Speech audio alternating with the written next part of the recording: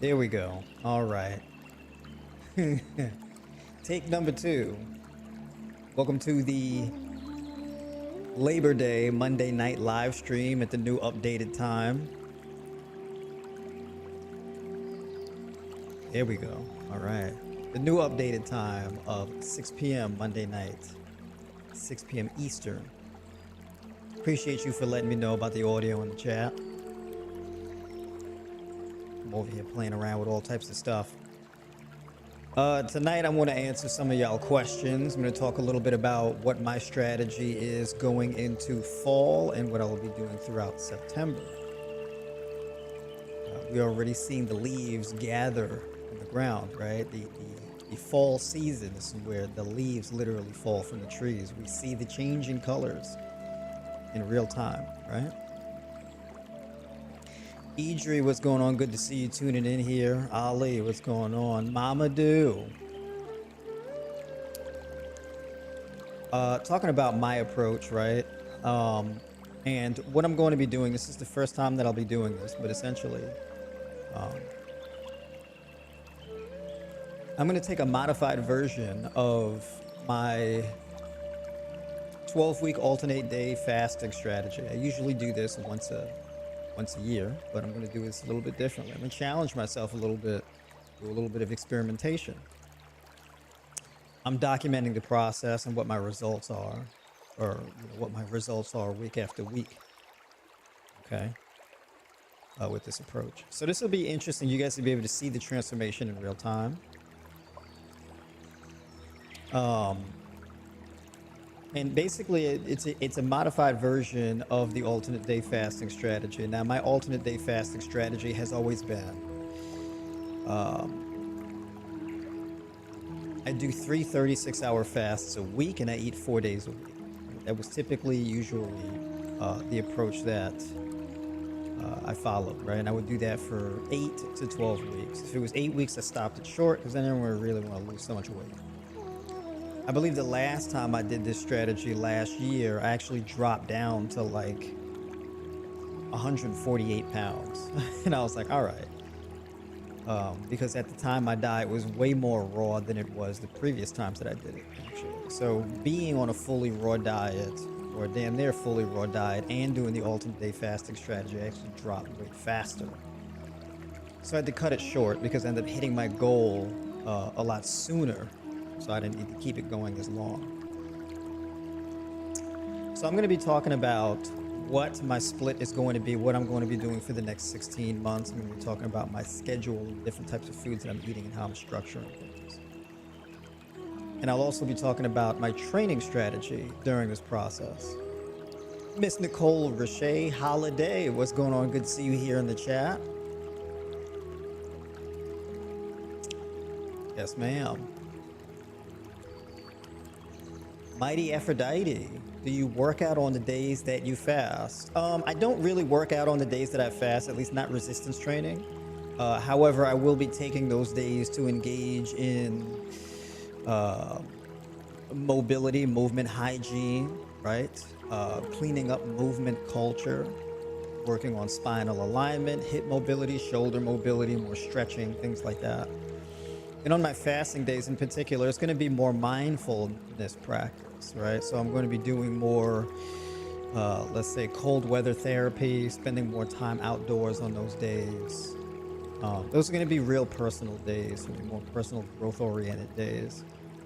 Being that I won't be eating during the day on those days, that allows me more of an opportunity to lean more so into other things and cultivate more creative energy.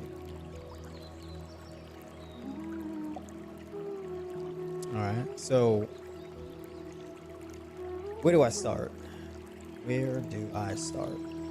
Okay, so first off, the modified version is, this is a bit of an alternate day OMAD. So basically on the days where I would normally do a 36-hour fast, I have one meal on those days. This meal would be a larger meal, somewhere around 900 calories or so, in between 9 and 600. Right? I'm not really counting calories necessarily, but these meals would be more so starchier foods, more legumes, things like that. So like my veggie bouillon, my red lentil veggie bouillon, my I'm gonna kind of do some breakfast porridges sometimes, right? So you know, my rolled oats, my chocolate rolled oats, my buckwheat porridge, um, tofu miso soup. So things like that, right? Warmer, more satiating foods on those days. So those would be meals typically, they would be higher in protein, starches, legumes, things like that.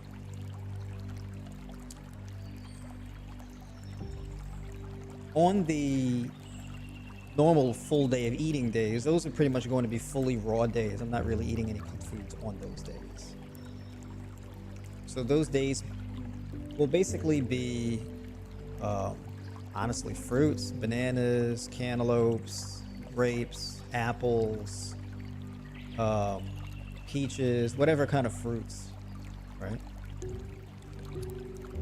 And then of course, you know, I'm going to be just having straight up protein smoothies with hemp seeds and things like that in them. So cinnamon, cacao powder, pea protein, powdered peanuts, hemp seeds, that kind of thing, and making smoothies in between fruit bowl meals with that, right? So in the smoothie, that's where I'll be putting in taurine, magnesium, malate.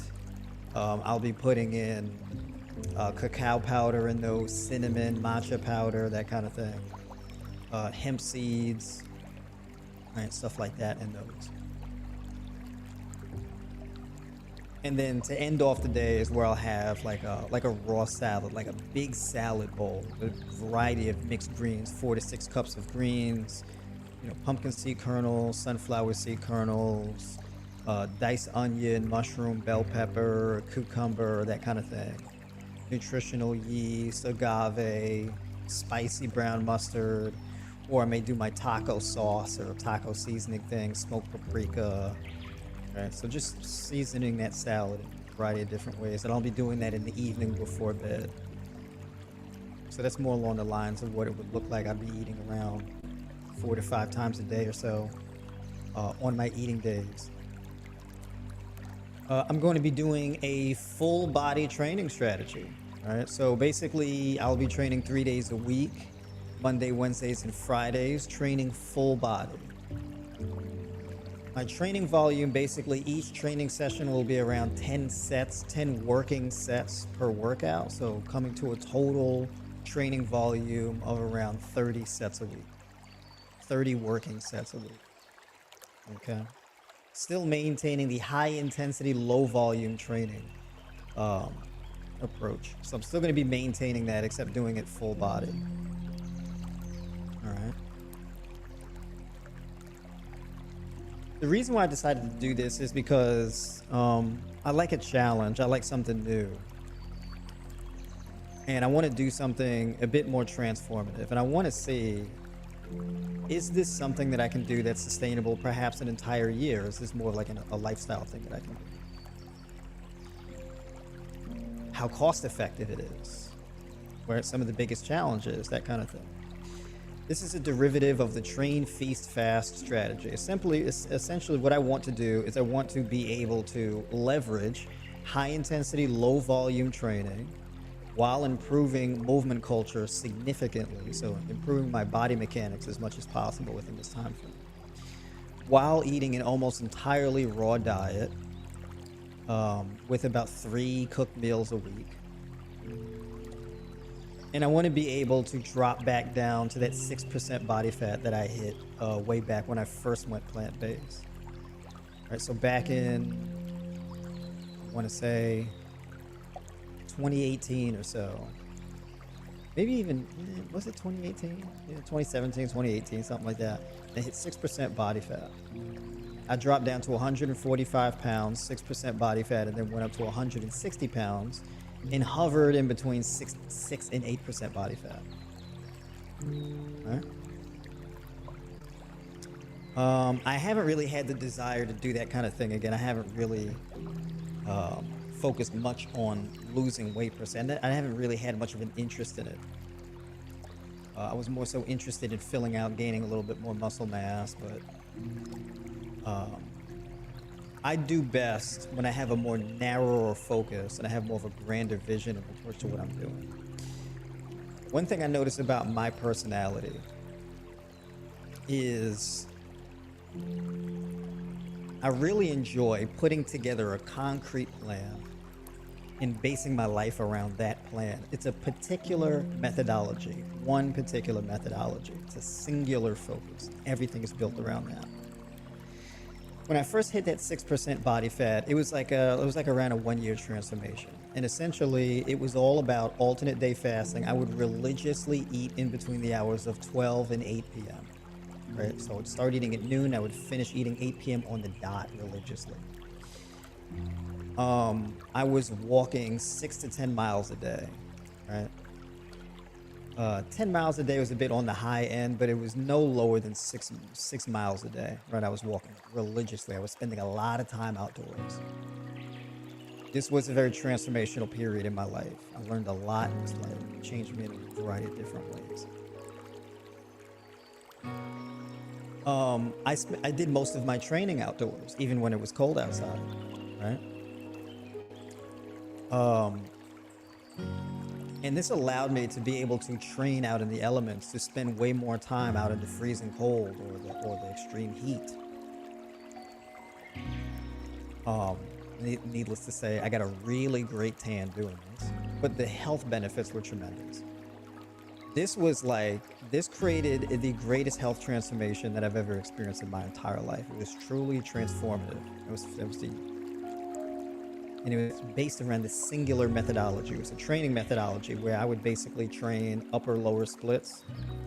I was training 4 days a week, where basically I would train in between a rep range. It was the rep range of 10 to 20 reps per set, maximum of 20, a minimum of 10. So if the first set was 20 reps, I would pick one weight. I would go all the way up to 20 reps. I would stop there. I would increase the weight by 5% and continue to try to get 20 reps. Every set I would increase the weight by 5%, but I would not use a weight that I couldn't get at least 10 reps with. So I trained in between that rep range. It was a fairly minimalistic training strategy, 4 sets per exercise, 2 exercises per muscle group.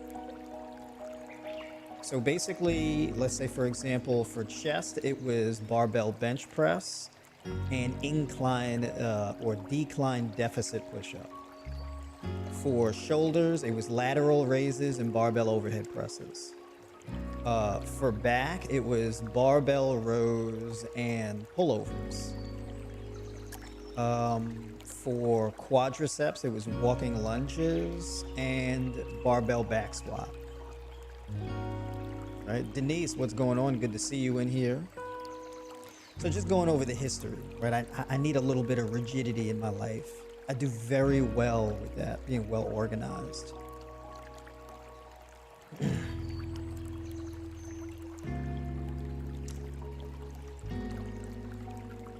I'm so glad to have your channel. I'm a vegan athlete who recently went raw, and I'm going to do some experiments myself on muscle growth, performance, etc. Your channel has been so helpful. I appreciate that.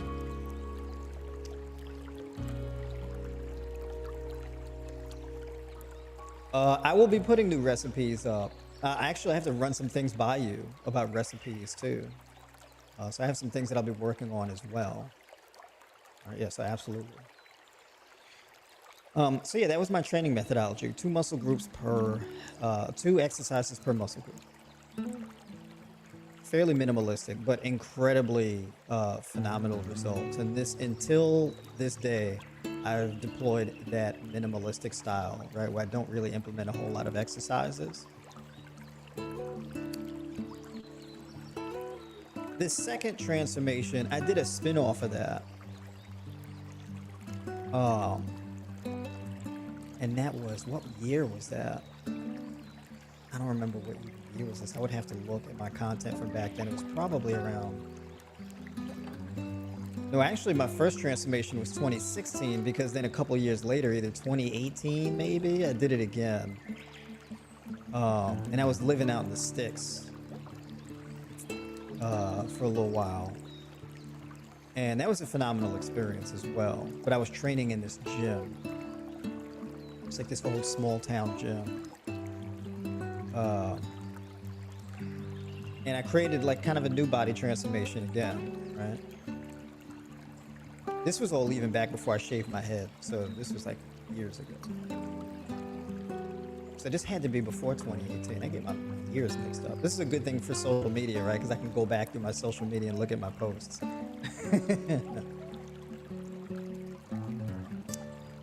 Actually, yeah, but the first transformation had to be before 2016 because I launched Tribe by Noir publicly in 2016. I already created my transformation by that time.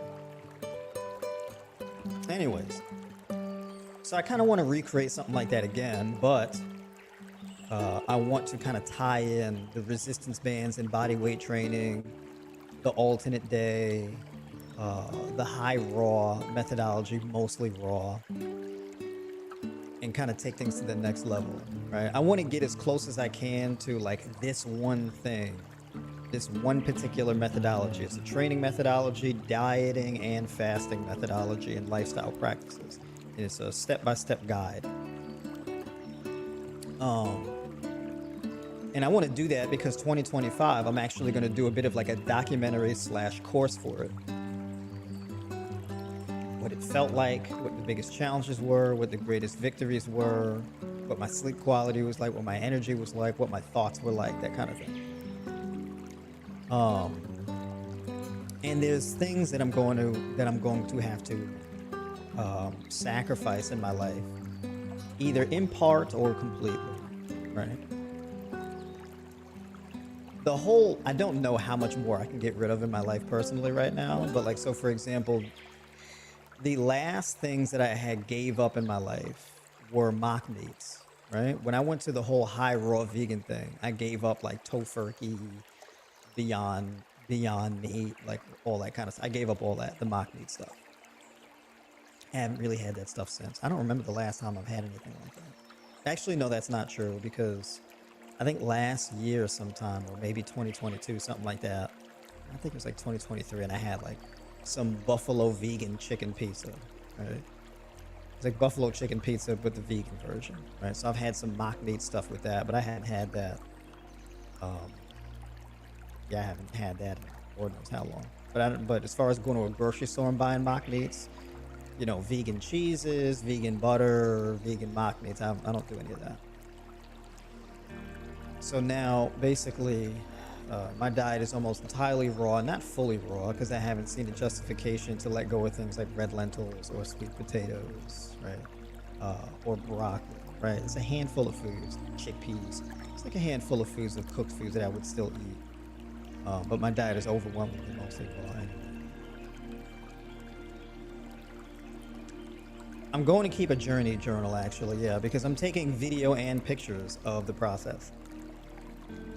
I'm not really going to share, I'll share bits and pieces of it over time, but more so on the end of it, that's when I'll really be talking more so about it. But it was going to be kind of like a documentary a little bit. So it'd be very interesting for that whole thing. So it's a big project for me, and I like big projects because they keep me focused. If I'm living my life more passive and kind of just having a loose, intuitive kind of way of doing things, it's good to sustain where I'm at. But if I want to take things to the next level in my life, if I want to create the next transformation of myself in my life, then I definitely have to have a more narrow and tailored approach. The reason why I'm bringing this up and sharing this is because what I come to find is if you want to become the best version of yourself as a human being, you have to do this. It doesn't happen passively. It has to be a real strong, deliberate effort.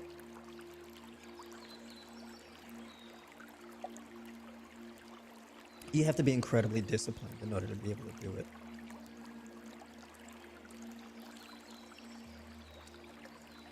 So, of all the times, because there's been ups and downs, there's been times where I fell off, I was kind of slacking, I wasn't really doing as well as I should in my life. I had those times. I've had times like that. 2019. I've had times like that Not so much since going the more raw approach. I've been spot on. Uh, I've been running strong, actually, solid since 2021, really. I've just been full steam ahead and just ramping up. But that's because I know what it takes to stay on board. But, you know, to prevent myself from having a chance of falling off or slacking off, it's like, well, I need to be able to escalate the process. So a favorite quote of mine is, whatever isn't growing is dying. Right? You learn how to live or you die trying. I'm gonna have to sloganize that. Whatever isn't growing is dying. And you need to learn how to live or die trying.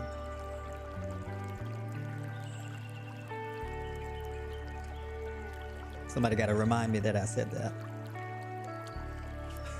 I may have to end the stream saying that. But it's true. When you're really shooting for something and it's challenging and it's gonna push you, you got to be really regimented. You got to have a more narrow, tailored approach. You got to narrow your focus, and you got to cultivate a really strong reason for doing it, right?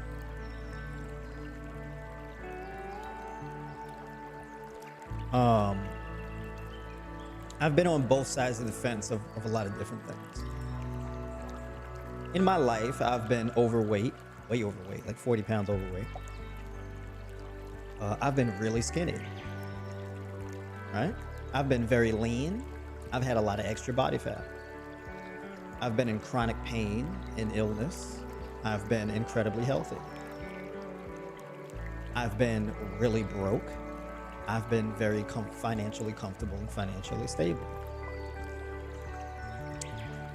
I've been a complete failure in my life where everything was going wrong and I had no receipts for my efforts, or at least that's how it felt. And I've been extremely successful in my life.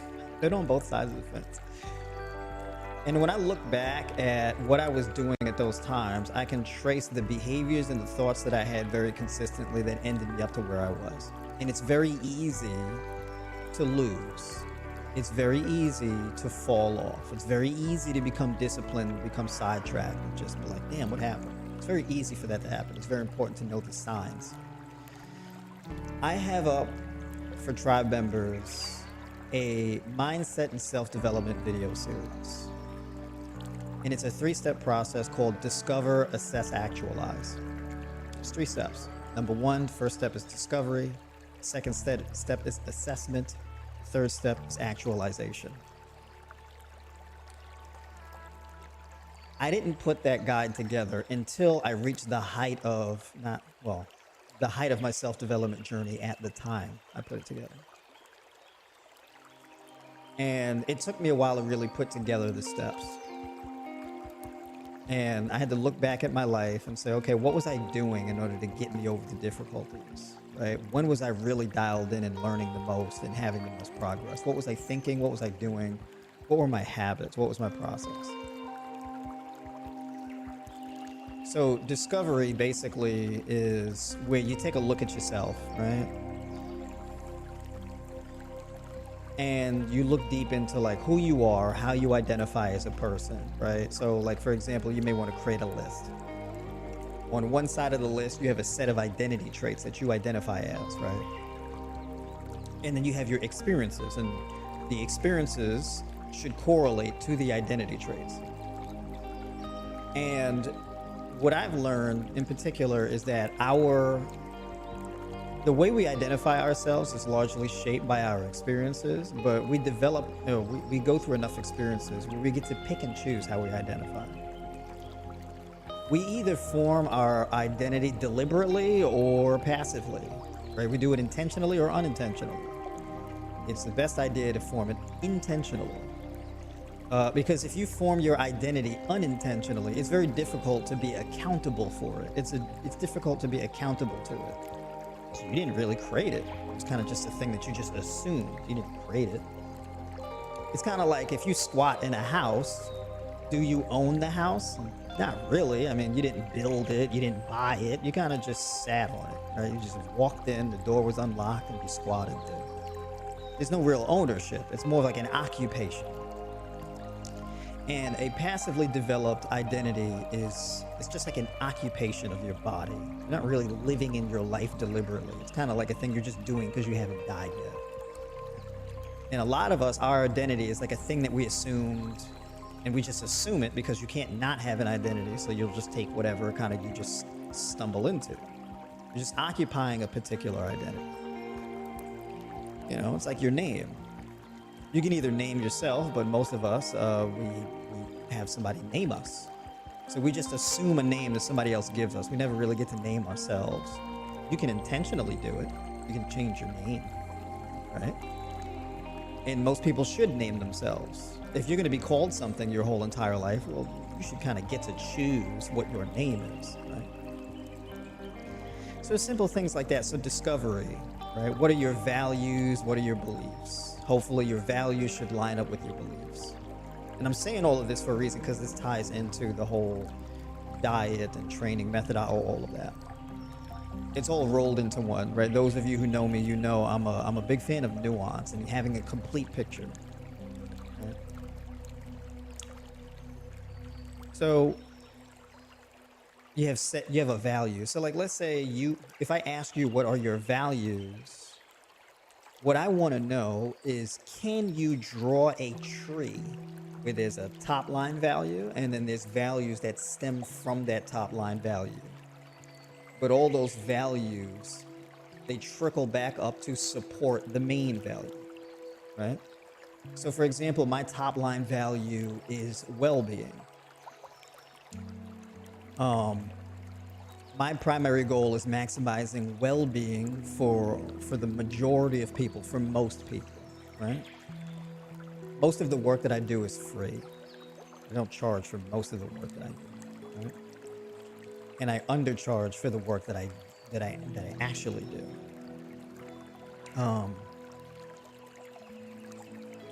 And the reason why is because the more you charge, the less people you can impact, but the more money you make for yourself. The problem is that if you value money, you raise your prices. If you value well-being, well, then you try to get the word out to as many people as possible. Like, hey, do this. This works. This is what happens, right? So that's a value judgment. Maximizing well-being is also a reason why I'm such an staunch supporter, an advocate for a plant-based diet. If we all engage in a plant-based diet and a plant-based lifestyle, we maximize well-being, not just for all of the other non-human animals on the planet, but ourselves as well. As a matter of fact, if you were to invite me to any ethical conversation or even an ethics-based debate, every position that I take, you can draw a direct line to maximizing well-being, right? Downstream from well-being is things like truth, things like honesty, freedom, etc. So for example, if somebody asked me, well, why do you value truth? And I was like, well, because truth breeds clarity and truth is needed for informed consent. Honesty, kind of the same thing. But the reason why we need informed consent is because if you're going to make decisions, you want all of the information that's pertinent to you being able to make the best decision you can. Right?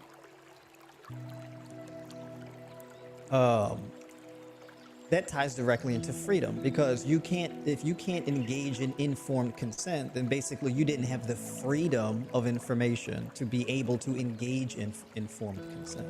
That's an impingement on your freedom. Okay. The more information you have, the more free you become, because you have choices that are opened up to you that you may not have been aware of before. That expands your window of freedom. You get to operate with a higher level of autonomy as a result. More autonomy means that you are now free to be innovative with your pursuit of your values, in this case, being well-being, maximizing well-being. So an example of that is, what would we do if we were free from the idea that we needed 150 grams of protein a day in order to build muscle? What if we were free from that idea, right? Because a lot of people, they say, well, I don't eat as much fruit because when I eat a lot of fruit, it makes me more full and there's not that much protein in fruit. And I have this protein goal. I'm not free to pursue a raw vegan diet or a high raw vegan diet because I'm not going to hit my protein goal.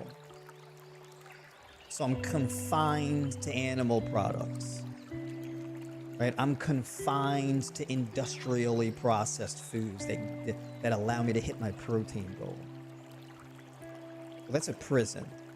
There's no freedom in that.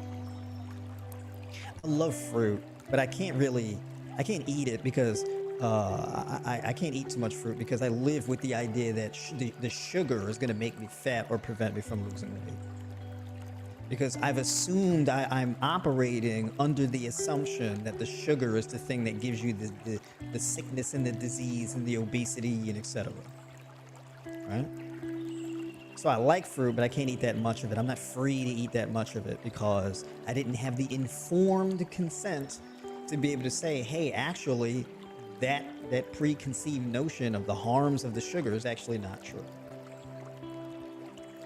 So the information that I give allows people to be free to eat more fruits, to be free to have a diet where they're not pursuing as much protein as possible.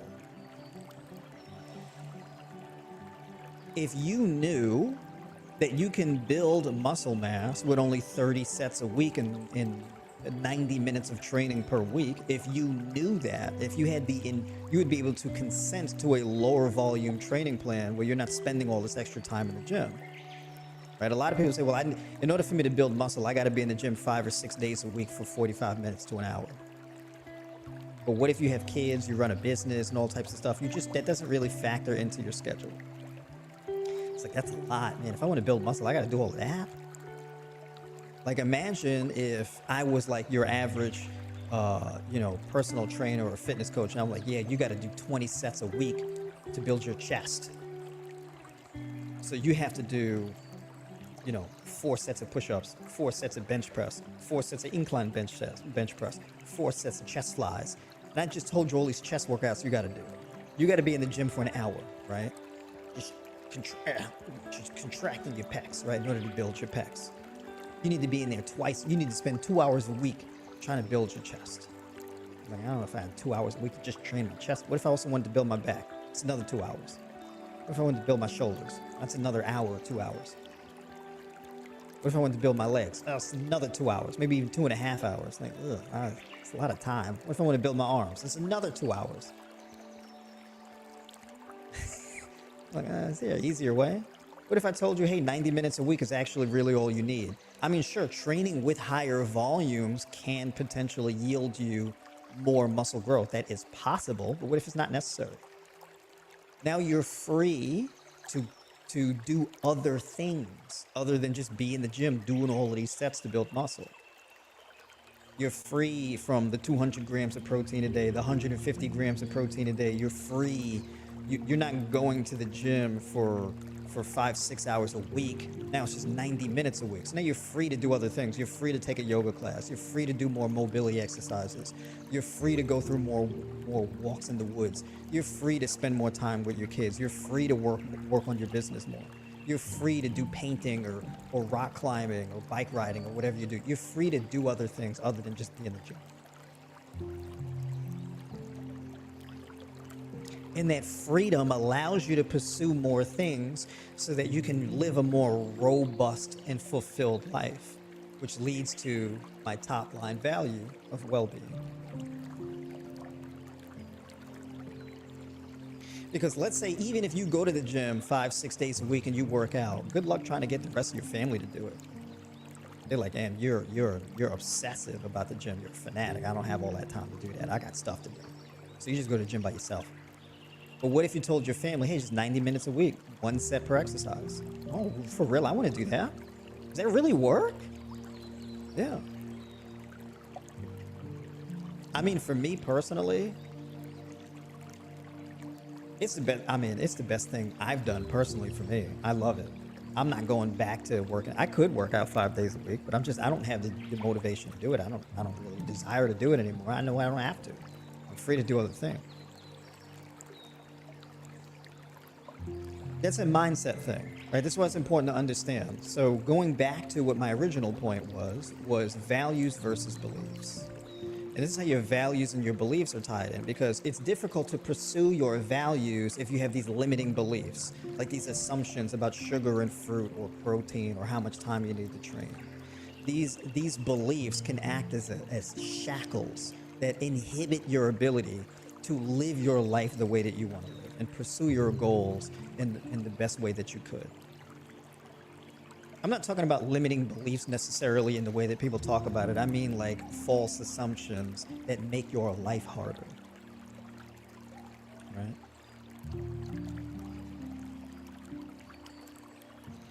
I'm not talking about false assumptions about yourself, even though that's important. I'm talking about false assumptions about other things, right?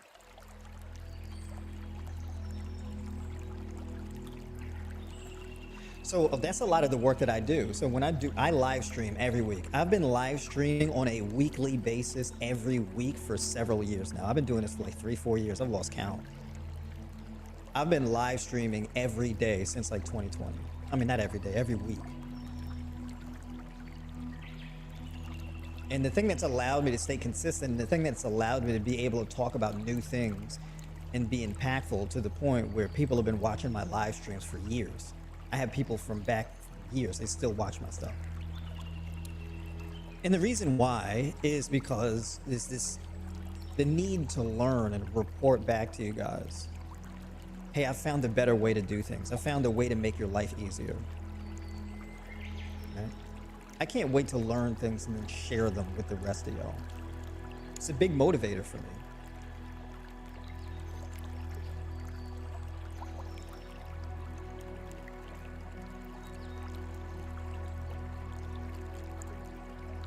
And this allows me to live a more fulfilling lifestyle, right? Because I've been able to help people reverse lupus. I've been able to help people reverse Crohn's, colitis. I've been able to help people reverse Hashimoto's, hypothyroidism. I've had people, they were like, hey, I'm gonna go and I gotta get my gallbladder removed. And I'm like, before you get your gallbladder removed, let's do this instead.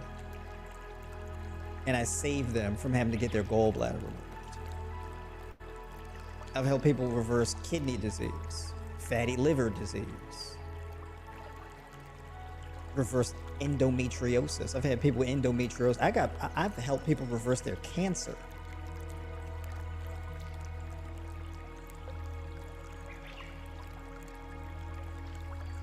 Prostate cancer, colon cancer.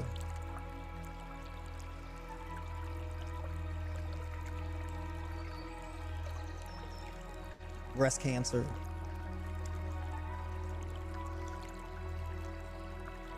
I've helped people get rid of their fibroids. I've helped people reverse their diabetes. I mean, just a laundry list of stuff. Weight loss, muscle gain.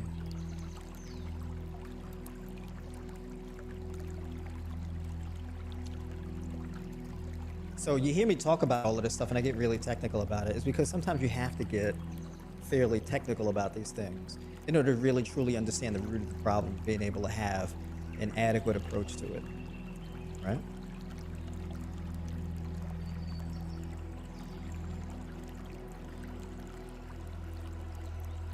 So the mindset stuff is very important because I found my thing, right, that I'm committed to. Everybody has a thing. Everybody has like a thing, a skill, or a set of skills that they can cultivate and live a more meaningful and fulfilling life. Everyone has that. You just have to find it.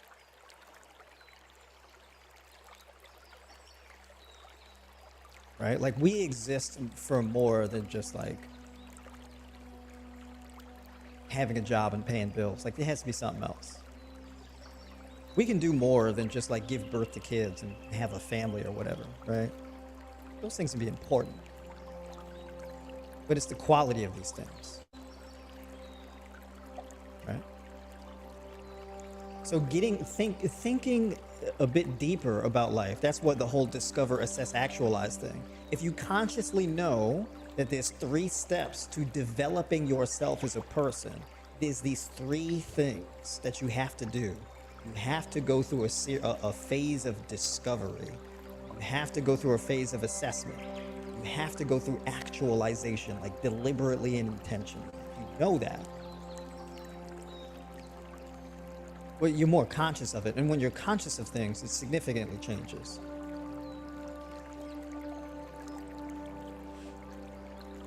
And the conscious versus subconscious stimulus are two entirely different things.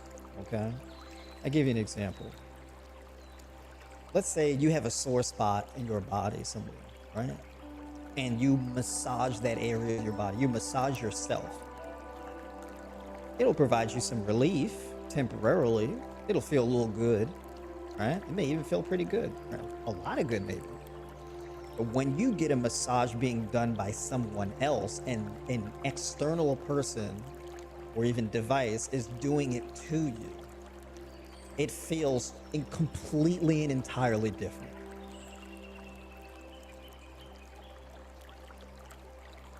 Right? Your parasympathetic nervous system and the sympathetic nervous system response to entirely different things. When you engage in something deliberately, it's a completely different thing. I can sit here and do deep breathing exercises, right? I can do 3 breaths in, 1 breath out, right?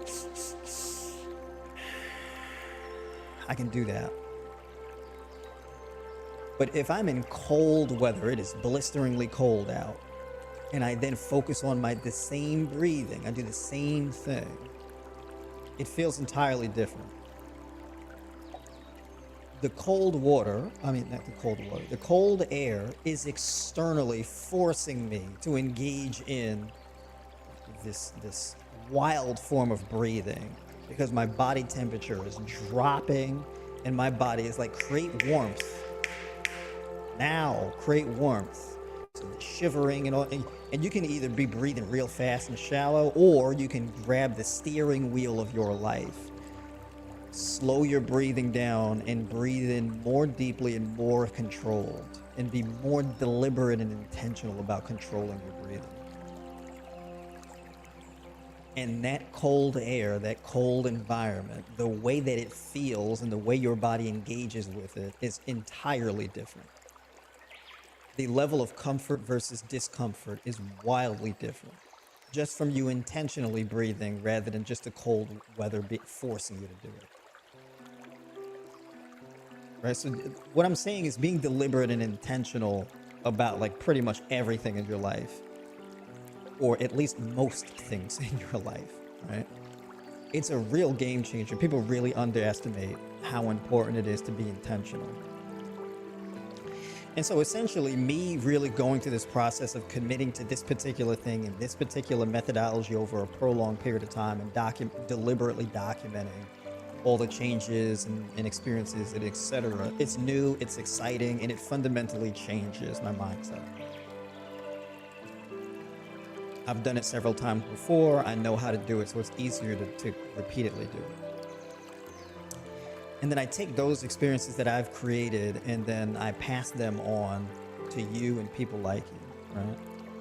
And then I teach it and I break it down as much as possible because I'm able to explain things with the clarity that I do.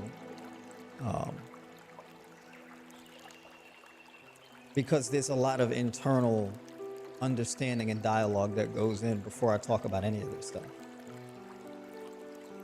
Right?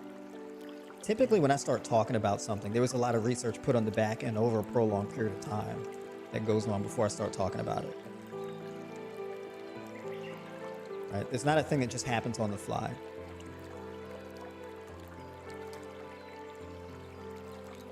Now, why would you want to do this? Why is this so important? We are living in a period of time right now where we're going through a significant level of civilizational destabilization, especially in a country like the United States. Our environment has become, or really has always been, but in particular, in the experience of our small lives, we're experiencing this hostile environment and destabilization, right? We're dealing with soil degradation. We're dealing with toxic chemicals in the air and water and food. We're dealing with the rising cost of living, inflation, etc. Right? We're dealing with a government filled with clowns, and it's a complete circus act. We're dealing with a government that is currently being protested and heckled for engaging in a genocide right overseas and using our taxpayer dollars to do it. So when we pay our taxes, our money is being used for atrocious things. And to one degree or another, that affects us as people. It's uncomfortable, it doesn't feel good, and it weighs on you. It contributes a certain level of stress to your life, right? What do we do about that? We can do things publicly, we can speak out against things, we can vote, we can organize, we can do all kinds of things, right? And organize as a people and improve our society. We can do that. What I'm focusing more so on is the thing that facilitates our ability to do that. It's difficult to organize successfully as a society of like sick people who are just not really healthy enough to actively engage in making real progress. Our own personal health is this substrate for acting as a powerful, organized, unified people, right? So we got to get ourselves together internally. So then in comes stress management, right?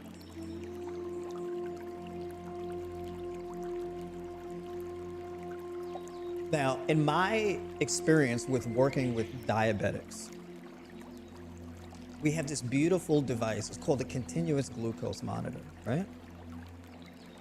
I've gotten to see things that run completely against what we normally know about blood sugar and diabetes and food, etc. The things that we commonly believe about blood sugar are the opposite of what's actually happening a lot of the times. It's completely backwards. So for example, a lot of people think sugar causes diabetes. Dead wrong. No evidence for that. What actually causes diabetes is stress. Diet-wise, it's excessive levels of saturated fat and protein combined together with dehydration and food poisoning. It's a lot of different elements, but basically, these things come together to stress your metabolism. It's not just dietary fat that causes you to be insulin resistant. It's a big contributor to it, but it's not the only thing. It's a combination of things. If you come from a life where you've been eating eggs, bacon, toast, potatoes, rice with butter, cooked in oil, chicken, beef, etc., and you've been eating, all of your meals have been cooked foods, they've been industrially processed foods, then essentially you're eating heavy, dry, dehydrated food. Okay, and you've been doing that for years, and it's drying you out. This stuff hits your gut like a brick, and it sucks up all the water in your body, right? And it feels like a brick in your gut because it's heavy and it's dry. It's like a sponge. It's like a heavy lead sponge sitting in your gut. And that's a stressor, okay? Just being dehydrated will run up your blood pressure and your blood sugar. You can have people who your blood sugar is just high. You didn't even eat anything, but you're just dehydrated, and that run your blood sugar up, run your blood pressure up. So you end up having high blood pressure and blood sugar. You didn't even eat anything. So then you're like, I have a lot of people that are like, I've had high blood pressure for years. I don't eat with salt and my blood pressure is still not coming down. I'm on medications, but I want to get off the medication. I was told that salt makes your blood pressure run up. So I cut out salt, but that doesn't seem to lower my blood pressure, because your blood pressure is not raised by salt.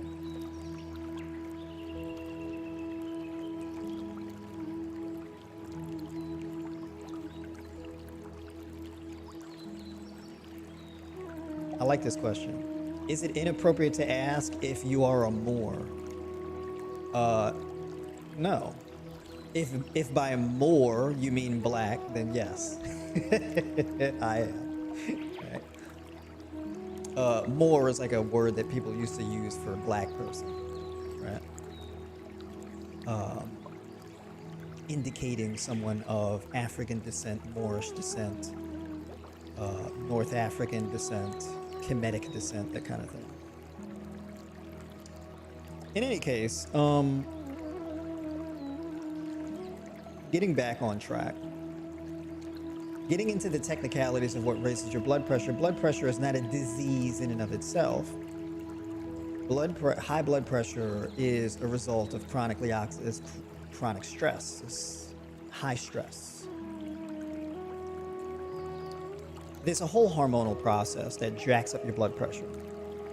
And when we're talking about stress, essentially what happens is if you're dehydrated, this causes vascular constriction. So your blood vessels, your vascular system narrows in order to produce more blood pressure to get more nutrients and oxygen and water to your cells, right? Because your cells are like, I'm dying over here, I'm starving to death. And that's what causes the vascular constriction under the stress, right? It's a hormonal response. You have your hypothalamus, your pituitary gland, and your adrenal glands. They work together, right? It's a, what's it called? The HPA axis. And you have all of these hormones that create this feedback loop, right? And if all things present in your lifestyle remain, this feedback loop will keep producing the same results. And this is how you get chronic illness in the first place. Your hormones are trying to keep you in homeostasis. But the thing is that when one hormone raises, the other one lowers. The more one raises, the other one lowers. And you create hormones that are way too high and others that are way too low. And if you raise the one that's way too low and you raise it too high, this drops this other one way too low. You still have this disproportionate thing going on.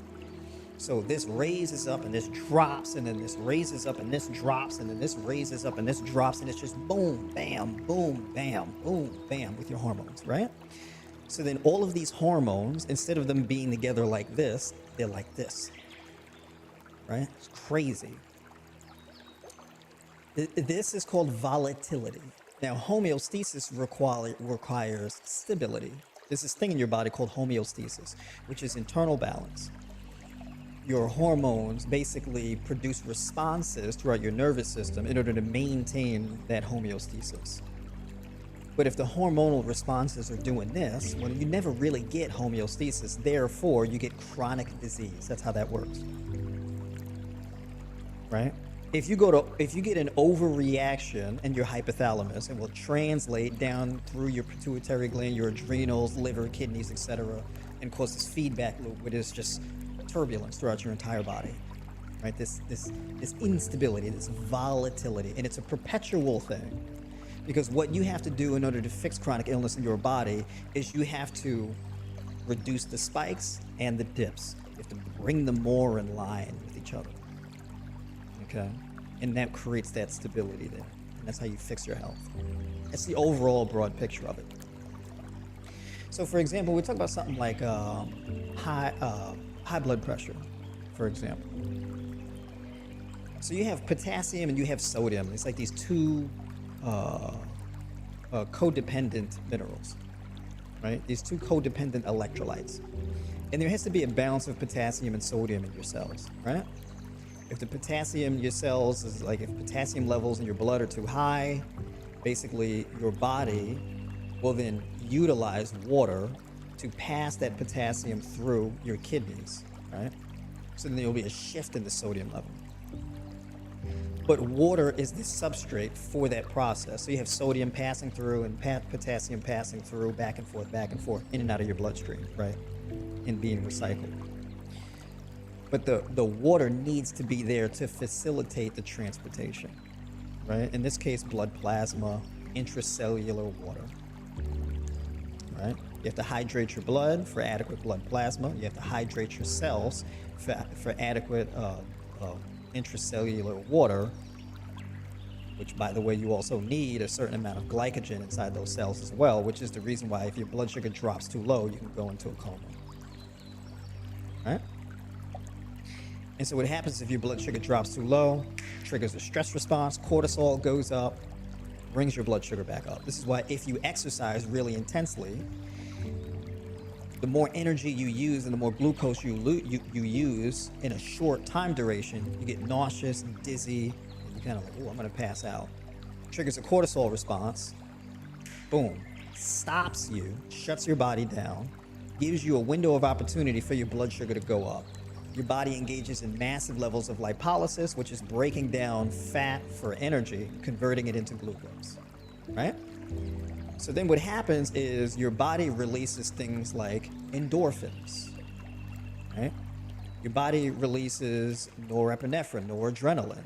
It's a stress response, right? You have these different hormones called catecholamines. I hope that's how you say it. Catecholamines, however you say it. It's a group of hormones, right? And basically they work together to regulate your blood sugar, blood pressure, and all of that. What that feels like to you is a runner's high. It's like fasting, right? If you fast for long enough, you get to this point where you're really energetic and you feel really good and you're really mentally alert and everything like that, even though you haven't eaten. It's those stress hormones that make you feel like that, right? And so there's this balance of these catecholamines, these hormones, and your cortisol and all of that, and they all work together in order to balance out your blood pressure, your blood sugar, energy levels, all that kind of stuff, right? So these things are beneficial in times of stress. However, too much stress causes these things to work against you. So, for example, too much stress and too much dehydration increases aldosterone, right, which is a type of hormone that is released it's an adrenal hormone.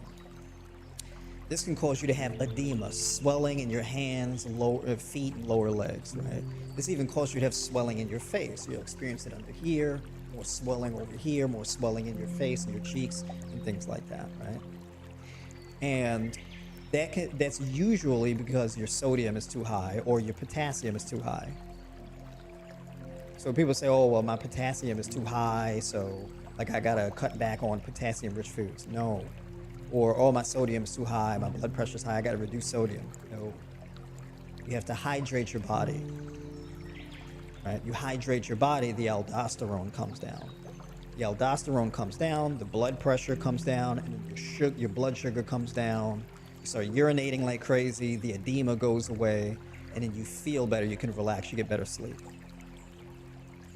All of that, all those changes in your body happen because of the hydration. One of the primary mechanisms for doing this is increase in fruit intake. So now imagine, you have fruit that's like anywhere from usually 80 to 90% water. Some fruits make the exception, like bananas are 70 to 80% water. So you take these extremely water-rich foods, right?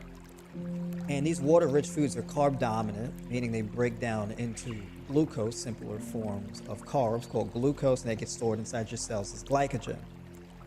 So your cells store glycogen and water together, right? So your body, if your body is storing glucose inside your cells, it's also funneling water inside your cells to facilitate the metabolic process.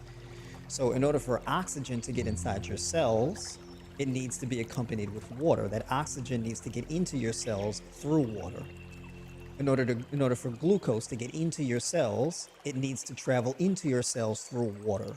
In order for your cells to receive oxygen, water, glucose, well, oxygen, glucose, micro minerals, whatever the case is, it needs to be transported into your cells through water. If you're dehydrated, well, then your cells can't get those nutrients. Your blood pressure goes up, your blood sugar goes up, there's all the stress that happens, and you feel like garbage perpetually if you're chronically dehydrated.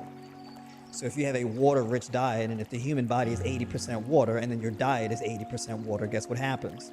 You get a balancing of the ledger and a reversal of chronic illness. Water is the key, right? Now, in order for me to explain these things in the way that I just did, with a certain level of clarity, it takes a lot of years of research and understanding in order to be able to communicate it in that way. It's not like an overnight process. It takes a while. It comes from experience and dedication, right? Not bragging, I'm just saying the process. We're all capable of this. You just have to have the patience with yourself to allow yourself to go through that learning process. You make yourself learn things, and you also allow yourself to learn things. You have to do both.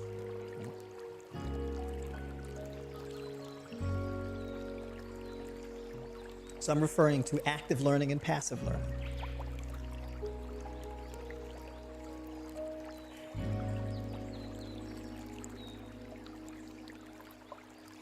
Here's an example. Active learning is you sit down, you open a book, you start reading the book, right? Passive learning is when you listen to the book in the background, like an audio version of it, or you listen to a conversation with people talking about the book, or you listen to the author of the book and what motivated them to write the book. So you learn from the book, you learn about the book, you learn about the author who wrote the book, you learn about books that are similar to that book, that kind of thing, right? So you approach it from all these angles. And then also, you allow yourself to learn when you close the book and you take a break from reading it so you can process it in the background. So you think about what you read. You can't really think about what you read while simultaneously reading the book. So the only way you can reflect on the book is when you close the book and put it away, then you can reflect on it. That's allowing yourself to learn. You got to do both. Yours reading the book and you're not putting it down, you don't really get to reflect on it. So you can't learn from it in the way that you could if you allowed yourself to learn from it.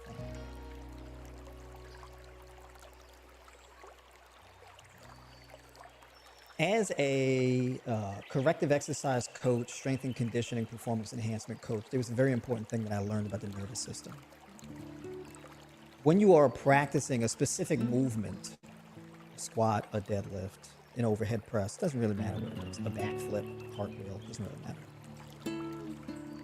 You practice the movement, and what you want to do is that when you successfully do that movement with really good form, you stop. But if you keep training that movement to the point where you get fatigued, what happens is the quality of the movement breaks down. Your nervous system or your brain retains the last movement patterns you did. If your last reps were good quality reps with good form, you'll go back to that movement again tomorrow, a couple days, next week, or whatever the case is, and you'll start with that quality movement.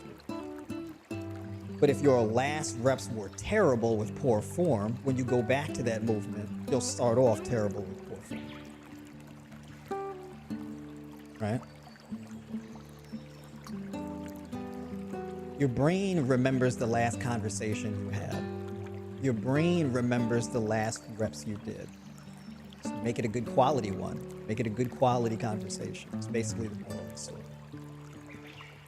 So training real hard or forcing yourself, it could be good sometimes, and it also could work against you. It depends on what the goal is. This is why you have to make yourself learn, but also allow yourself to learn. It means you have to stop to let it sink in.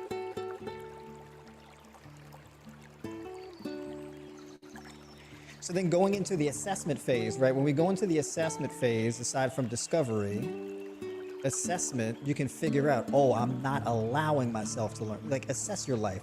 When I go to try to learn a thing, how do I learn a thing? What do I do? When I say, ooh, that's a thing I want to learn, well, what are your first steps? What are your second and third steps? Where do you feel like you're making the most progress versus where does the progress start to dip off? How long do I stick with it before I quit? Right? That's the assessment phase. You basically, you take all your stuff and you dump it out and you go through all the pieces and all of that and you analyze it. Right? And you look around at the pieces and you go, oh, I keep doing that. I didn't know I was doing that. You take notes. And then you walk away and then you allow yourself to learn from it. And then you go back, you learn more and more and more. And then you produce a plan. And then the execution of the plan is the actualization. But there's several parts of the actualization. Actualization it's not just the results, but it's the process. So actualization is the making of the plan. You've already went through assessment, and then you get into actualization. You're constructing a plan. You're constructing your vision. What is it going to look like when what does success look like? fine tune that image of what that success looks like, and then you build your plan in the pursuit of that, and that becomes the vision you live in, right?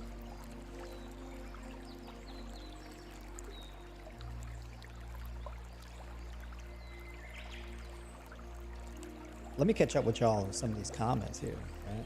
You see a growing list of things.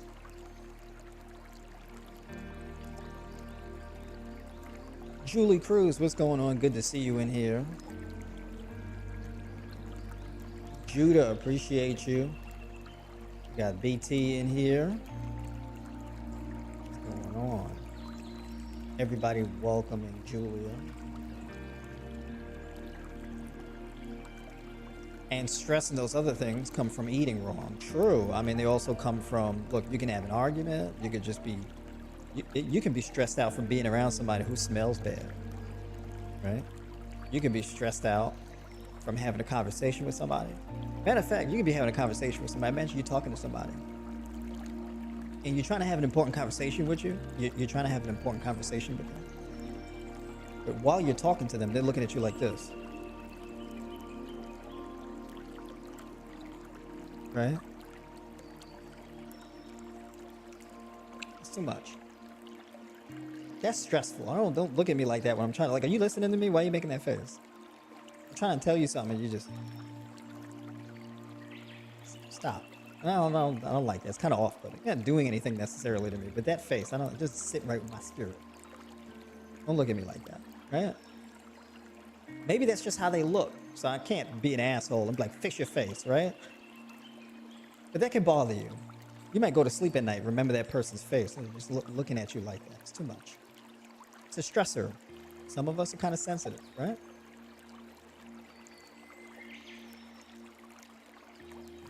You can be going to a therapist, and you're talking to your therapist, and your therapist got gas.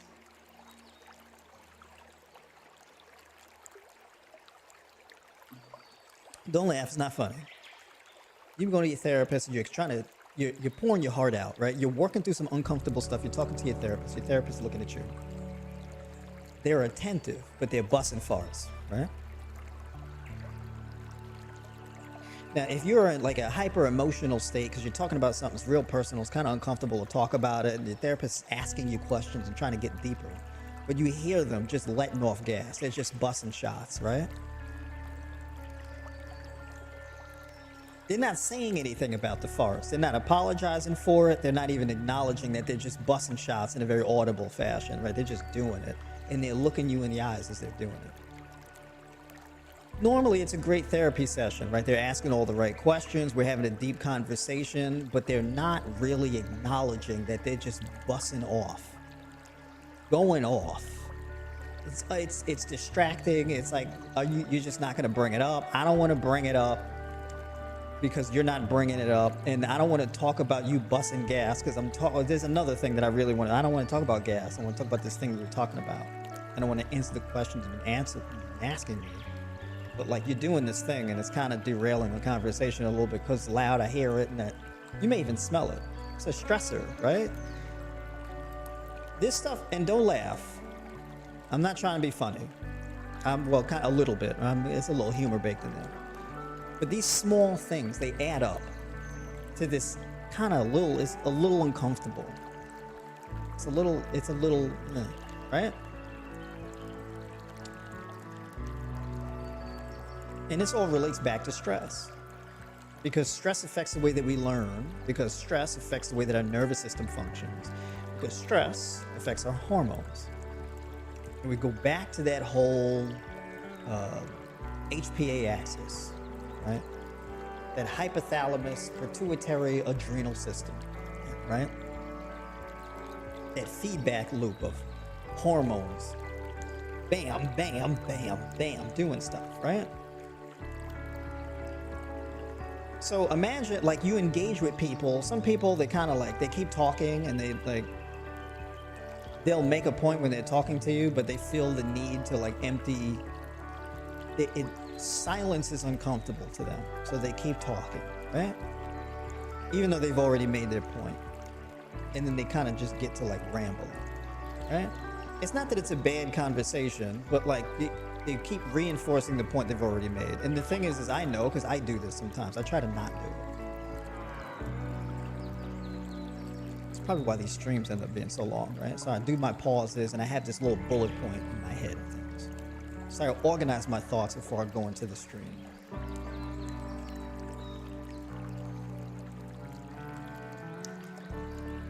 So you got the coworker who's real chatty because they don't organize their thoughts. They kind of just verbal diarrhea on you, right? But it's because they like you. This isn't really like a personality flaw that they have, and they like you as a person. They want to talk to you, and you enjoy their company. But it's a lot. It's a lot of words, right? And there's no quiet space. And then on the flip side, you have the person where you need to have a conversation with them, but they're not. You're like, hey, so we have this project coming up. We have to meet this particular deadline. Are we on track for that? How are we doing with that? And they respond to you. Yeah. You're like, all right, well, how's it going? We on track with that? What's going on with the deliverables? I mean, you think we can bang this thing out and have it done within like a 3-hour period or so? Probably. Well, how long would it take you to give me a definitive answer on that? I don't know. I need more. Right? I need more. I don't want to push too hard because I don't want to seem like an asshole. You're not giving it to me, so I feel like I got to be a little bit forceful about getting certain answers that I need to get. So, and you're putting me in a position where I feel like an asshole because I'm pushing, right? Just like the person who did talking a lot, and you're like, you don't want to just be like, hey, can you stop talking, right? Because that's rude. You don't want to tell somebody to stop talking, right? So you just let them do it. You know, that's a stressor. But it's not a stressor, it's a stressor on you because of the thoughts, the interpersonal dynamics that you have in your head. Right? And then you go to your therapist and they're busting the farts, the gas is all loud. So then you have the person who's talking too much, you have the person who's not talking enough, they're not expressive enough, they're not good communicators. And then you have the therapist who's a good communicator and a good therapist, but the gas is crazy. These things are uncomfortable and they pile up on you. They mount up, right? And there's a point in time where you sit on the toilet bowl, right? You sit down, you go to move your bowels. And when you sit down, you notice that it's in your lap. You feel like your stomach is sitting in your lap, right? And then when you feel that pressure on your stomach and you feel like your stomach is in your lap, it's like, I don't want my stomach in my lap, right? Because I feel like it's kind of sticking far out from my body. I feel like my waistline is kind of thick, uncomfortably thick. My stomach's sitting in my lap. And then as you think about your stomach sitting in your lap, you start to really, you're in your head, your stomach becomes larger than what it actually is, and you get really uncomfortable about the size of your stomach. And then you start thinking about all your poor food choices, and then you beat yourself up about it, right? And then every time you sit down, you try to sit up straight, you try to suck in your stomach and all of this type of stuff because you're hyper aware of your stomach. So then you go to your therapy session and you're trying to have the conversation with your therapist, they're busting the gas, you're hyper concentrated on your stomach, right? These things, you know, some of it's kind of funny because it may sound a little ridiculous, but these are things like normally that we go through in our lives, right? They're like massive stressors and they're distracting.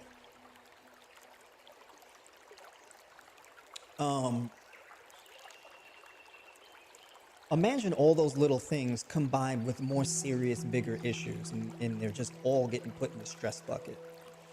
And then what you're doing is you're having these mishaps with your food because you're eating things you don't even realize how harmful these things are. And so you eat them and they hit your stomach like a lead brick, right? And then it reinforces, oh God, my stomach.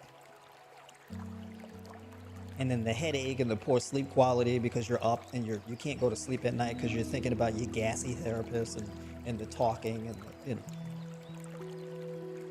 Then you go to exercise, you try to get in shape, and then like you do a workout, you feel like your knee is a little bit sore, your knee is kind of bothering you, you're not sure if you have a knee injury. All these things pile up on you for years.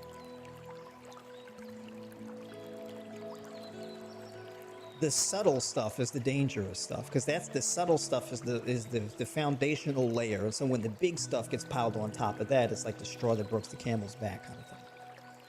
You could be dealing with all the really big stressors, but it's the little things that can really set you off. So imagine you go through really big moments in your life. It's a little much, and then your therapist is busting the gas. And after a while, you're just like, yo, you're just going off, dude. Like, you got to change your diet. This is crazy. Can you stop? And your therapist is like, damn, I'm sorry. You just ramped up the stress in your therapist's life, because your therapist don't want to bring it up because they have deep childhood traumas about the gas.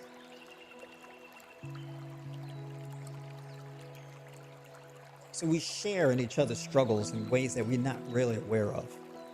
We share in it. It's a soup of stress. We have to deal with the soup of stress. We have to deal with it and the hormonal consequences that we have for it, because it's not just your diet that's going to fix it, because it's a soup that you live in. You're in it, right? It's not endogenous. It's like a thing you're in, right? We're like beans boiling in a soup of stress, right? That's kind of how it is sometimes. It's a soup. You may be chickpeas and somebody else may be potatoes, right? And you're getting stirred around. Slowly just getting cooked in the stress, right?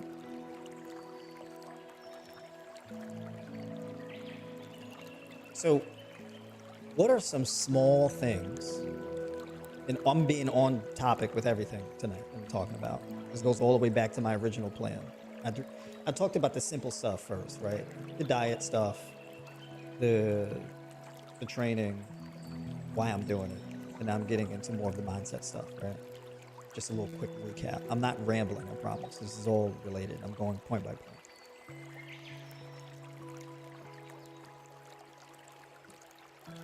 What are, in the same way, a small stressor could be the gassy therapist, or a small stressor, it could be the person where they're talking a lot.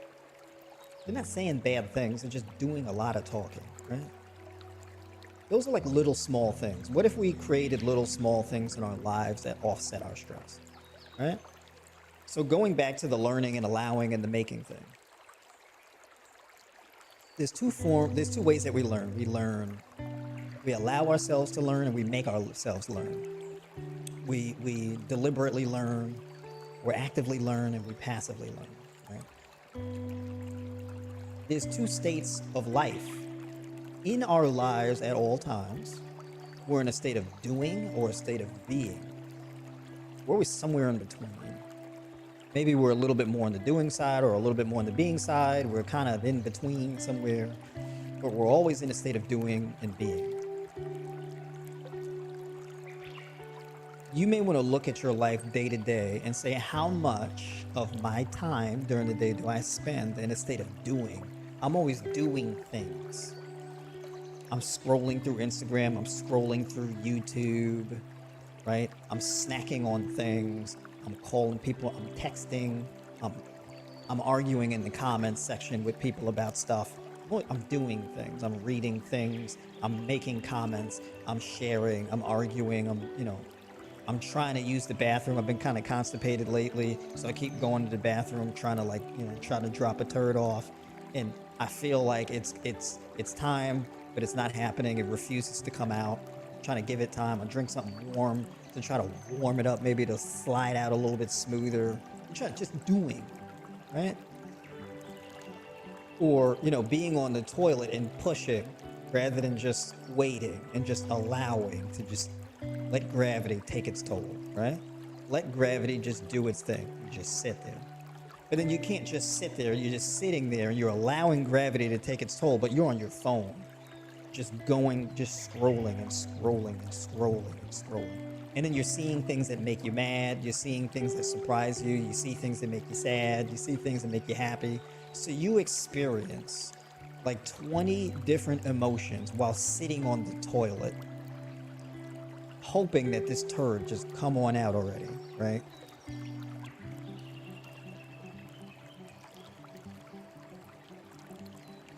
On the other side of that is a state of being. Everything shut down. A great example of this is meditation.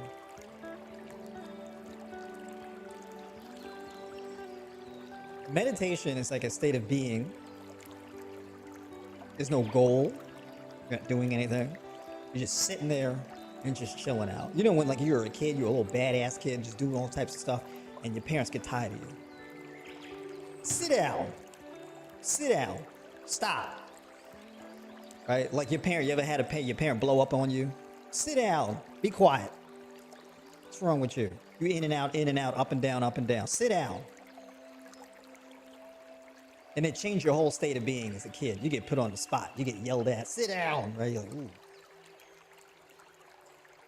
Because as a little kid running around, ooh, you screaming and carrying on, playing with your toys, yelling and carrying on. You all loud and stuff, running back and forth, having the time of your that. All of that goes away. Sit down. That's happened to me before. I'm speaking from personal experience. Life has its ways of yelling at you and saying, sit down. And you might just be a kid who's so damn bad and it just not yielding to authority. So you just don't sit down. And the thing is that if the parent watch the kid run around and act crazy and they never tell him to sit down, it's just a matter of time before that kid run and hit their head and trip and fall and get a big old knot in their head, scrape a knee, whatever the case is. And then the parent goes, you see what happens? But when you stop and you sit down and you pace yourself, relax, take some time out, chill out. You're doing too much. That's the state of being. Right? I am dropping gems tonight. Okay, folks, hit the like button, like the stream if you like the stream. Okay. Dropping gems tonight. We're getting deep tonight.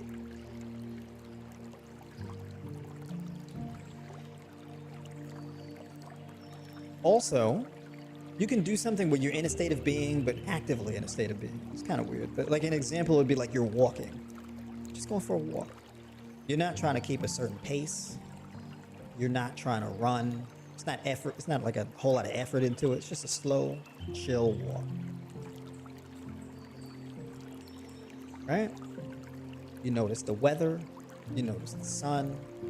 You hear the birds chirping.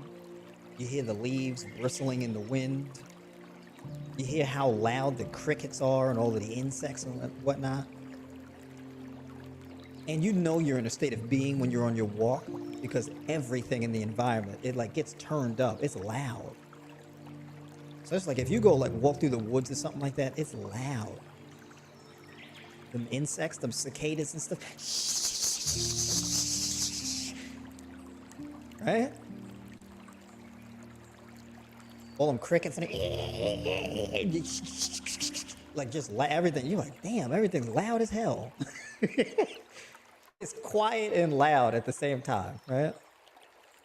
The leaves is bristling, the wind is picking up. There's a lot going on. Now, if you're walking and scrolling through your phone and you get all in your head and everything, you don't hear it like that. But when you shut off all of that stuff and you can hear Earth, you're like, oh, that's loud as hell, right? If you've experienced that, I'm curious. If you put a 1 in the chat if you've experienced that, if you know what I'm talking about, like the difference where you went through a walk and you've experienced both, when you were in your head in an active state of doing or you're in a state of being on your walk. Put a 1 in the chat if you hear the difference.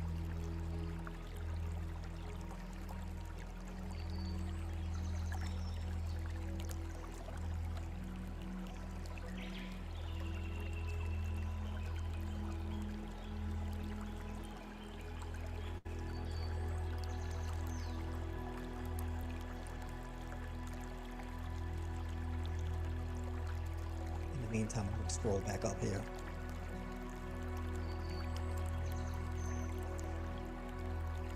Catch up with y'all here. I got rid of high blood sugar, high blood pressure by going 100% raw. There we go. That's a tough name. King God. It's not just God or King, it's both. It's King God. That's tough. Loving the breakdown. Ricardo, big shout out to you, brother.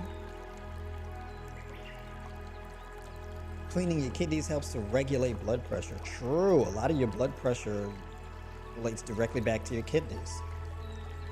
Right? So that whole sodium, potassium, and water balance, that right there is understanding that and addressing that is extremely relevant and important and the utmost concern of kidney health. How do you fix high calcium levels in the blood? Increase your magnesium intake. Increase your magnesium intake. Like the stream, guys. True. That's right. Like the stream. Get the likes up, as they say.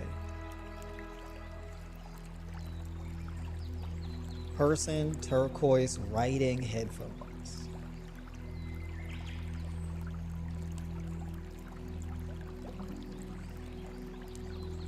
Thank you. This is fantastic. I appreciate it. I was organized tonight. Okay.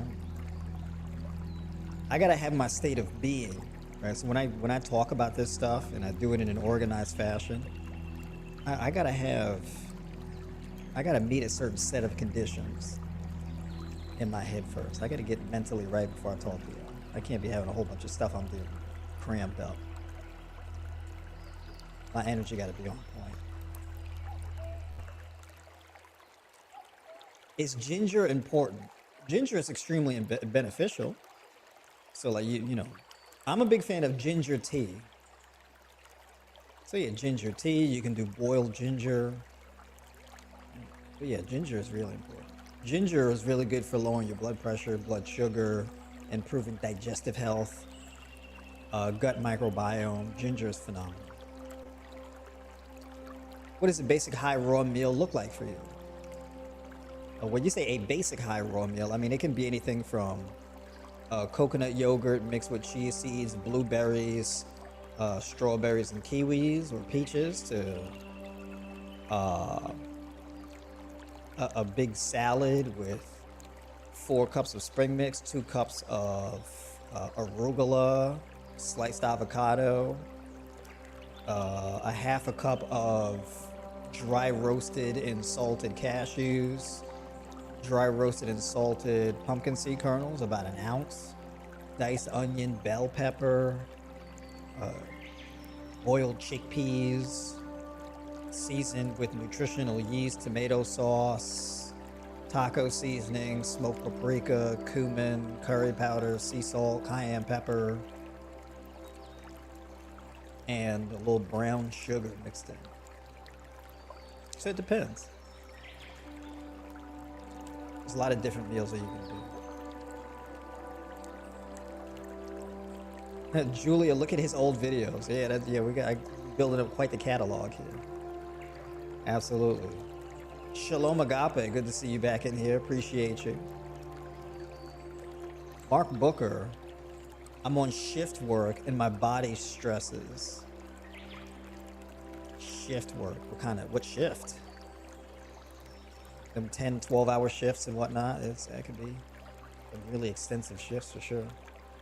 Trying to get my 75-year-old grandma to come on board. LOL, she said her body hurt and got her watching the stream. There we go. Big shout out to your grandma. Big shout out to Nana.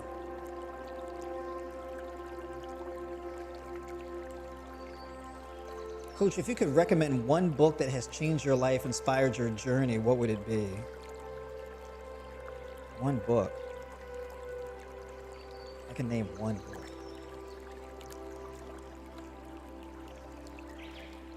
And what topic? I gotta pick a topic. I mean, as far as nutrition, right, or things like that, it could be How Not to Die. Mastering Diabetes.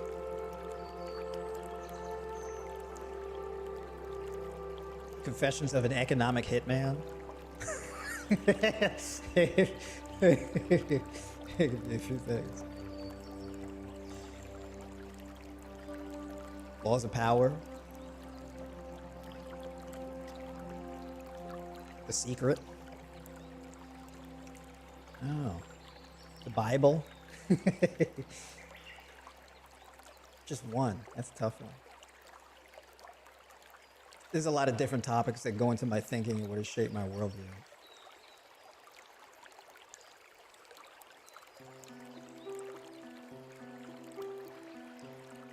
Ali, there is a previous live called Raw Vegan Meal Prep. It was on 7/15. That might be helpful. Oh yeah, that's right. We did live meal planning on Chronometer, right? Thank you, my brother. Big shout out to you and the channel. Appreciate that. My man James, what's going on, brother? Good to see you back in here. My man from Motor City.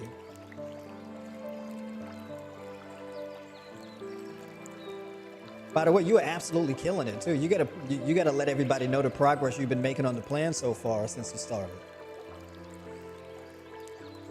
That's right. Y'all gotta drop it in the comments, the successes y'all had on the plan so far.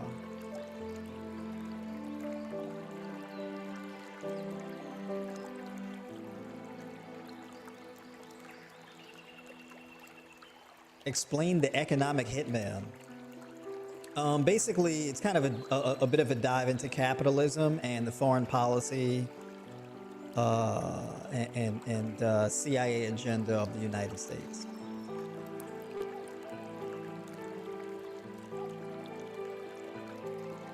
So basically, if you destabilize resource-rich countries and then install your own puppet governments, you know, engage in coups and things like that to replace the leadership with a leadership and a government that's going to be subordinate to your interests, right? It goes into things like that. Do you take creatine, and how does it benefit someone taking it? Yeah, I love creatine. I take creatine. It's like 5 grams a day.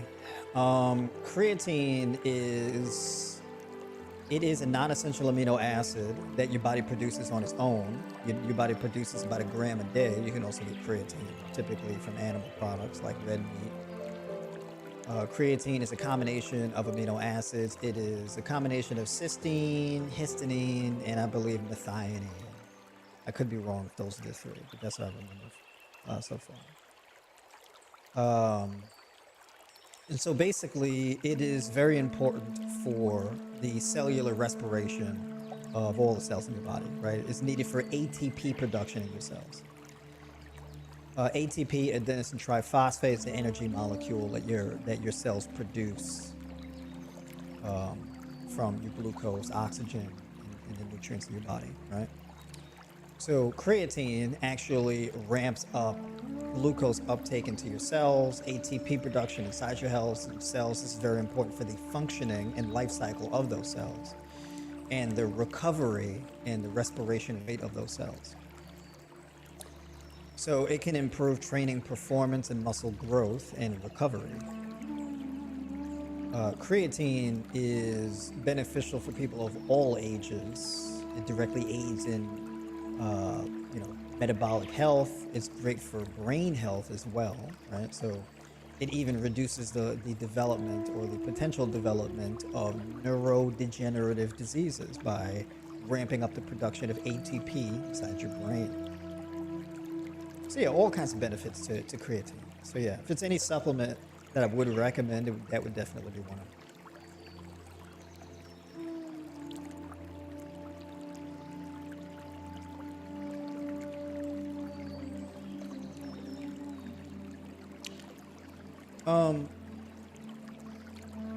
Kind of fell off track. Where was I? Stress management, right? The stress soup. Was I at the stress soup? I was talking about the soup of stress. The simple things, the active state, the state of doing. Put a 1 in the chat for the sound of nature, where it sounds really loud and that's how you know you're in a state of being. There we go. Now I'm back on track. I had to run through my thing. My internal mental checklist. I'll hold a lot of stuff in my head. It's crazy. So there's little things. So for example, let's say if you moisturize and you moisturize with castor oil and lavender oil. So you put castor oil in your hand, just a small amount, and then you add a few drops of lavender oil to it, and then you rub it in, and then you rub your hair, you rub it into your hair and your face, right? And then you go like this into your hands, and you breathe in deep, and you breathe in that lavender. Lavender smells so good and reduce your stress in real time. Lavender is phenomenal, it helps you to relax. Aromatherapy, basically, okay? Moisturizing your body is therapeutic. Good smells are therapeutic. You can combine the two. Baths. Epsom salt, oatmeal bath. You can do bathe in oatmeal. You can put lavender in there. Have the water nice and warm. Smells good, feels good. Also helps to detoxify your body. It's another good practice, right? Cold plunges. Cold plunges are interesting because a cold plunge basically is where you dunk your body in ice water. So you dunk your body in ice water, but you do it for a very short period of time, and you sit in that water just long enough for your body to get acclimated to the cold water so that it's bearable, and then you get out. So you sit in the cold water for long enough, it ramps up your body, your cellular activity, oxygen uptake, it ramps up all that thermogenesis and everything, really wakes up your body, lights your brain up like a Christmas tree.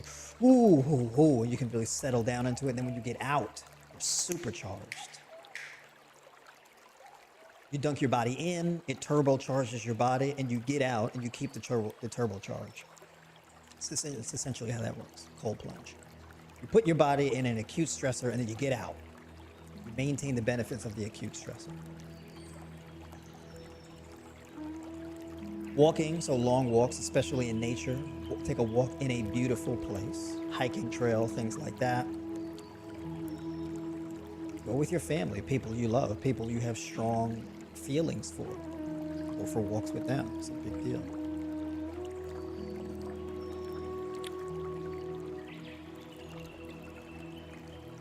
Ashwagandha tea, basil tea, peppermint tea.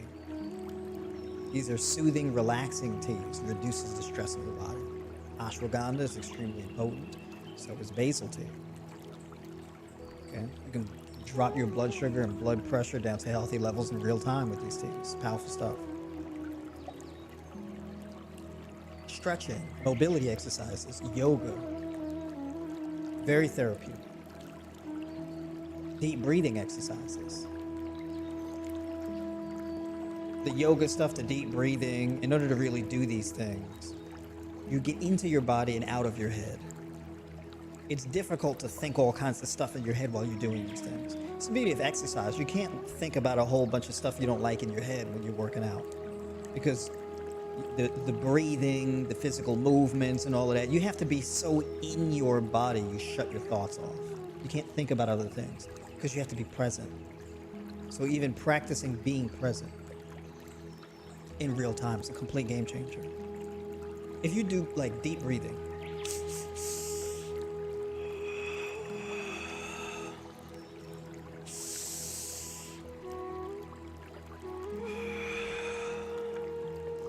right? You do that. It's difficult to think about all kind of other stuff while you're doing that, right? So deep breathing, stretching, all of that type of stuff, the deep breathing while stretching, it's hard to be having your mind somewhere else. You have to be present while you're doing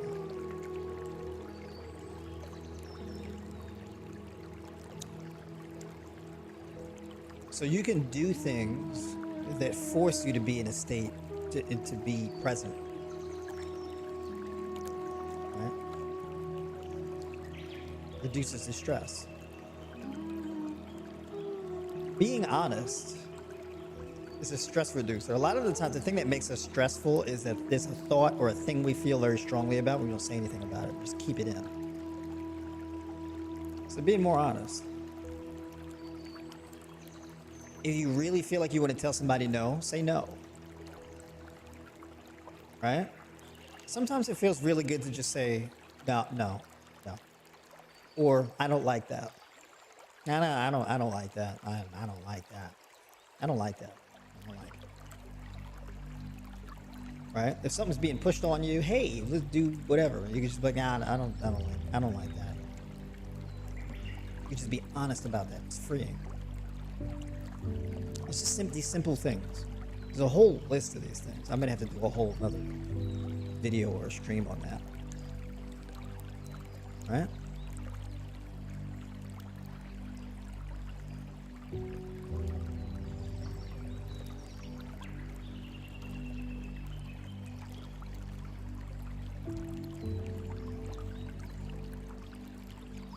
How to eat to stay healthy working third shift.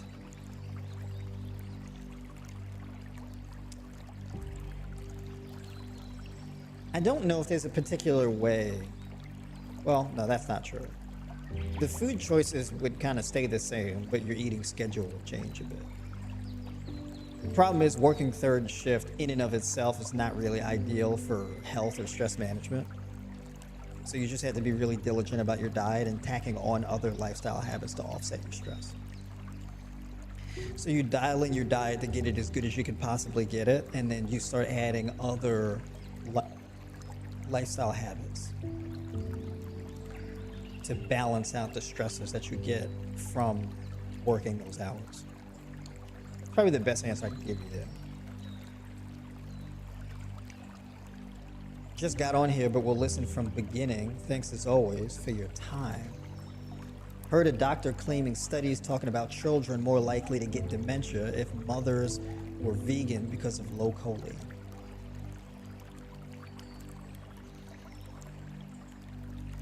Hold on, wait. Children more likely to get dementia if mothers were vegan because of low choline. Did they cite a study when they said that, or are they just speculating?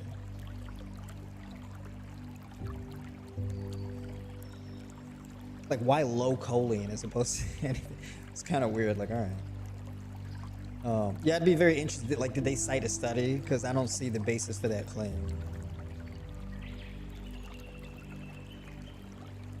Yeah, so children developing dementia. I don't know if children developing dementia. That's not really a thing that children develop. Yeah, so I don't know about dementia riddled vegan children. I kind of need some citation for something like that. That's a pretty bold claim because of low choline.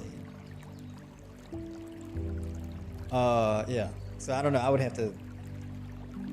What is the doctor's name? I'd be curious to look this person up. I might actually do a review of those claims. But yeah, that's interesting. Has anybody, matter of fact, put a 1 in the chat if you've heard of children developing dementia? I haven't heard of that. Like how prevalent that is. Very interesting.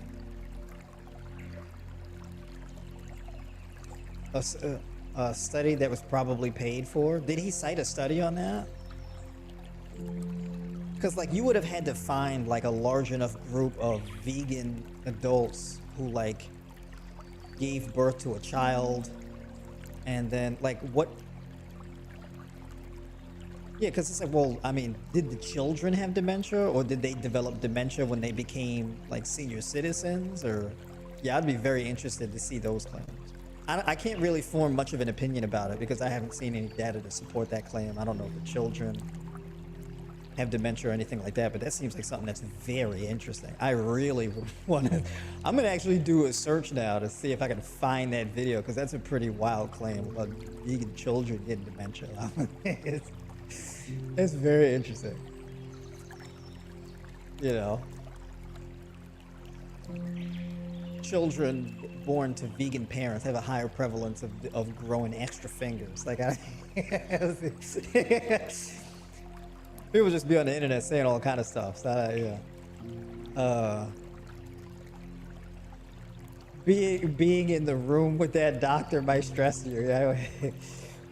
You know what's interesting is I've had people where they have high blood pressure only in their doctor's office. Like their blood pressure is normal, and then like they go to a doctor's office, they take their blood pressure, and it's through the roof.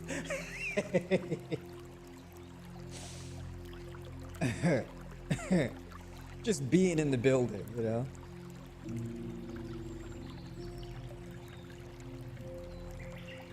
So yeah, the stressors, I'm telling you, they add up.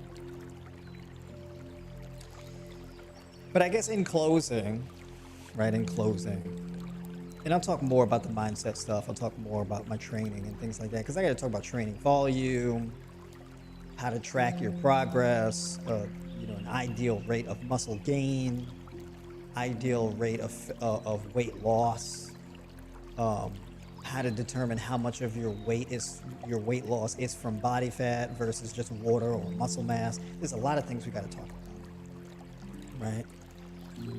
Brain chemistry, hormonal health. So these live streams, we're going to be talking about some really interesting stuff. We're going to talk about erectile health. We're going to talk about vaginal dryness. Yeah, right? These are some things people ask me to talk about. Just sexual health in general. A lot of things to talk about. I want to talk about cancer. So there's a few things on the docket. So we're going to have some interesting streams. It's not just about building muscles, right? But everything is related. Everything is related. And just talking a little bit, tapping in with y'all about my own personal experiences and progress so far as the months go on.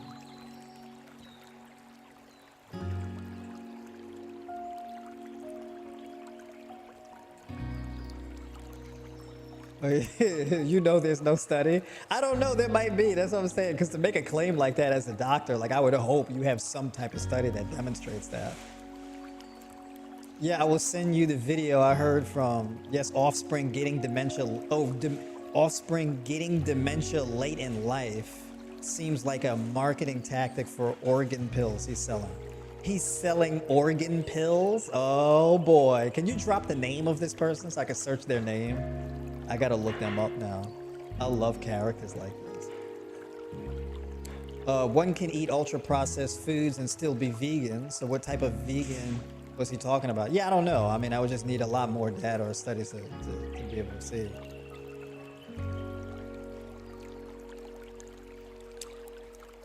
All right, y'all. If you want to book a call with me, okay? So I coach full time. So diet planning, workout planning, weekly coaching calls, tribe group calls, all that type of stuff, right? But if you want to book a call with me, you need help, you want to talk about your personal issues directly and see what you can do to really start improving on your situation, or if you want coaching or anything like that, definitely hit the link there's a link in the description of this video. You can book a call with me, you can sign up for the newsletter. I'm sending out, and I've been sending out and will be sending out emails notifying you of when I'm doing these live streams and what the topic will be on, what we'll be discussing, and that kind of thing. All right, so link is in the description of this video. All right, folks. You run that banner, so right below, right? Hit the link in the description in this video. Dr. Ben Lynch is his name. Yeah, yeah, let's see. Ben Lynch.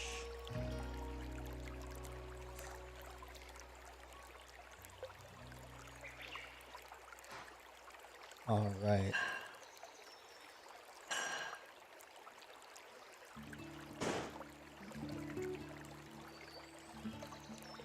Oh, it's so interesting. His thing is MTHFR.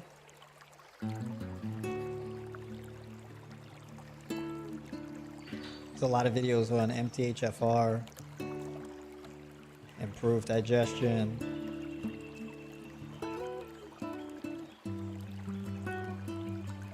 Very interesting. Let's see. Methylation and genetic testing. I mean, it seems like he's talking about some very interesting stuff. So yeah, we'll see. I'll do some digging. I'll look at his stuff and see what he's talking about. And I might learn some things from him. Who knows? You know.